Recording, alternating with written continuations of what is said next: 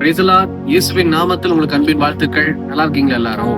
இந்த நாளிலும் உங்களை பார்ப்பது எனக்கு மிகுந்த மகிழ்ச்சி. ஏன் அப்படின்னா, கர்த்தர் நமக்கு நல்ல பரிபூரணத்தின் ஆண்டை நமக்கு கொடுத்திருக்கிறார் இல்லையா? நீதிமொழிகள் 28:20 சொல்கிறது, உண்மையுள்ள மனுஷன் பரிபூர்ண ஆசீர்வாதங்களை பெறுவான். இந்த மாதம் முழுவதும் நம்ம பரிபூர்ண ஆசீர்வாதங்களை எப்படியெல்லாம் பெற்றுக்கொள்ளலாம்னு சொல்லி பார்த்துட்டே இருக்கிறோம். இந்த மாதத்தினுடைய கடைசி வாரத்துல நம்ம வந்திருக்கிறோம். இன்னைக்கு ஒரு பரிபூரணத்தை குறித்து நம்ம பார்க்க போகிறோம். என்ன பரிபூரணம் தெரியுமா? நம்முடைய ஆயுசு நாட்கள், அதாவது நம்ம வாழ்கிற நாட்கள் கொஞ்சம் தான் அந்த உலகத்துல. ஆனா அந்த உலகத்துல வாழும் போது நம்ம ஆசீர்வாதமா இருக்கணும். பிறருக்கு துன்பத்தை கொடுக்க கூடாது. நம்முடைய சரீரமே நமக்கு துன்பமாய் மாறிவிடக் கூடாது. அப்படிப்பட்ட சூழ்நிலையில இப்படி பரிபூர்ணமான ஒரு ஆசீர்வாதத்தை ஒரு மனுஷன் எப்படி பெற்றுக் கொள்ளலாம் அப்படின்னு சொல்லி பார்த்தா, வசனம் சொல்லுகிறத நல்லா கவனிச்சு பாருங்க. நீதிமொழிகளின் புஸ்தகம் 28ஆம் அதிகாரத்துல 16வது வசனம் 2வது வரி சொல்லுகிறது, பொருளாசையை வெறுக்கிறவன் தீர்க்க ஆயுசை பெறுவான்.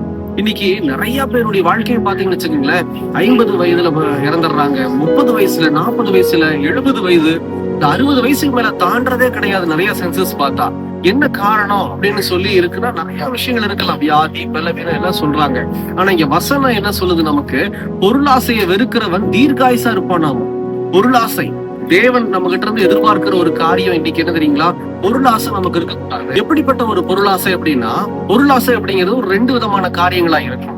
முதல் பொருளாசை என்ன அப்படின்னா, எனக்காக அப்படின்னு சொல்லி அப்படியே ஒவ்வொரு பொருளா சேர்க்கிறது.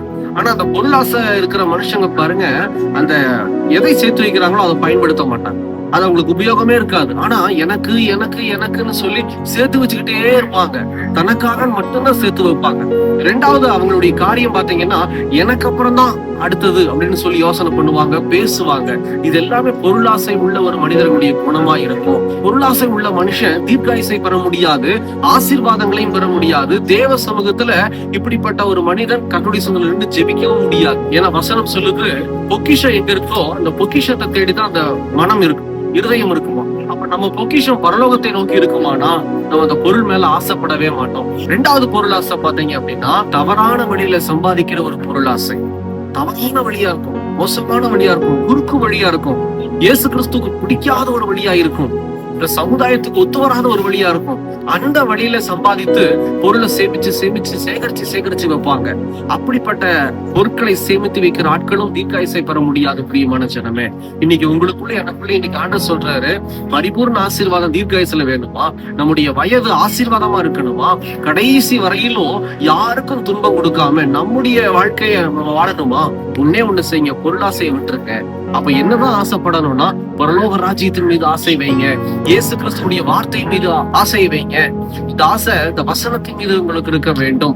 எந்த மனுஷனுக்குள்ள ஆசையெல்லாம் வசனம் வாசிக்கணும், வசனத்தின்படி வாழணும், தினந்தோறும் ஜெபிக்கணும், கர்த்தர் சொன்னபடி வாழணும்னு சொல்லி விரும்புகிறாரோ அந்த மனுஷனுடைய ஆயுசுகள் பாத்தீங்கன்னா விருத்தியா இருக்கும்.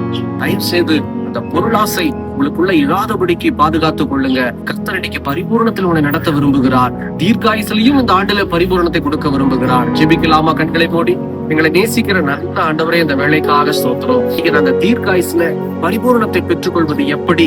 பொருளாசையை வெறுத்தா இதோ எங்களுக்கு பரிபூரணம் உண்டு என்பதை நாங்க தகப்பனே வேத வசனத்துல வாசிச்சிருக்கிறோம். இந்த வசனம் எங்களுக்குள்ள கிரியை செய்யட்டும். யாரெல்லாம் அந்த வார்த்தையை கேட்டு இனி எனக்கு பொருளாசை வேண்டாம், ஆண்டவர் மீது என் ஆசை இருக்கட்டும், இதோ வசனத்தின் மீது என் ஆசை இருக்கட்டும் சொல்லி ஒப்பு கொடுக்கிறார்களோ, என் தேவன் அவர்களை கண்ணோக்கி பார்த்து கர்த்தர் ஆசீர்வதிப்பீராக. அந்த பொருளாசையை வெறுக்கிற மனிதர்களுக்கு சொன்ன வாக்குத்தத்த வசனத்தின்படி என் தேவன் தீர்க்காயுசை கொடுத்து அதிலையும் பரிபூர்ணமாய் தகப்பனை நடத்துங்கன்னு சொல்லி உடைய சமூகத்துல தாழ்த்துறோம், அர்ப்பணிக்கிறோம். இயேசுவின் நாமத்தில் பிதாவே, ஆமென், ஆமென். தொடர்ந்து ஜெபம் பண்ணுங்க, பொருளாசையை வெறுத்துருங்க, தீர்க்காயுசாகிய பரிபூர்ண ஆசீர்வாதங்களை கர்த்தருடைய சமூகத்துல இருந்து பெற்றுக் கொள்ளுங்கள். கர்த்தர் ஆசீர்வதிப்பாராக. நம்முடைய ஊழியத்துக்காகவும் எனக்காக ஜெபித்துக் கொள்ளுங்கள். God bless you.